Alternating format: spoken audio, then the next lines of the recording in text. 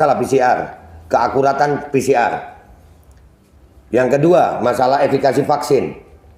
Yang ketiga, masalah kontrak vaksin pemerintah Indonesia dengan produsen vaksin. Dan penggunaan EUA, Emergency Use Authorization. Kenapa harus dimandatorikan? Kenapa harus didaruratkan? Dan masalah penggunaan vaksin anak.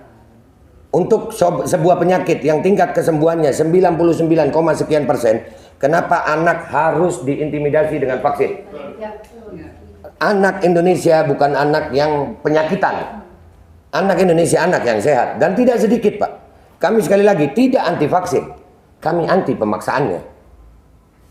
Andai kata vaksin ini dilakukan secara sukarela, kami tidak seperti ini, Pak. Kami jadi curiga dengan isi vaksin justru karena adanya kebijakan-kebijakan yang merubah negara demokrasi Pancasila ini, yang mana demokrasi Pancasila ini berbeda Tuhan, kita harus toleransi, Pak. Tapi dengan adanya vaksinasi, rakyat Indonesia sekarang ini, perbedaan vaksinasi sudah ada diskriminasi dan intimidasi.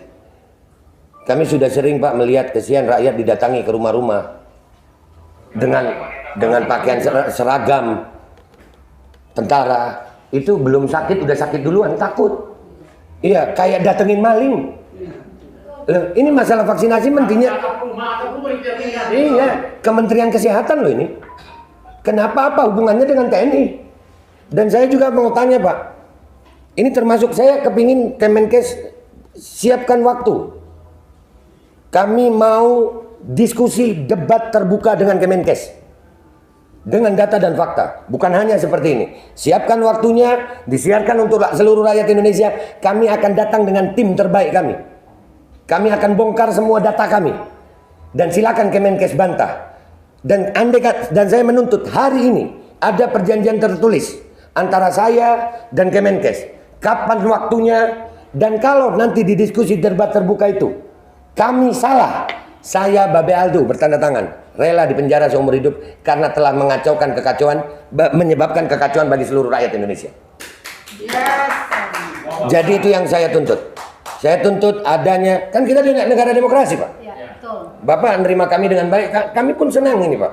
Alhamdulillah, ini yang kami cari dari beberapa waktu. Saya berteriak-teriak di medsos, tapi lucu, Pak. Saya berteriak di medsos bukannya dipanggil, tapi dibungkam.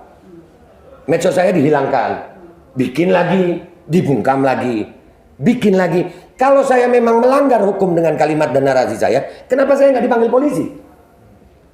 Kenapa pihak Kemenkes tidak mau memanggil saya? Apakah memang karena saya benar tapi didiamkan? Atau kalian tahu apa? Nah, ini yang perlu kami diskusikan. Kehadiran kami di sini sekarang ini, Pak, khususnya kami ini yang masalah vaksinasi. Kami menuntut keterbukaan informasi publik dan itu dilindungi oleh undang-undang. Ada KIP, undang-undang KIP ada. Ya, jadi kalau saya mewakili sebagian ibu-ibu ini, kami menuntut adanya diskusi terbuka antara pihak Aliansi Rakyat Menggugat dan tim dengan pihak Kemenkes yang disiarkan untuk seluruh rakyat Indonesia.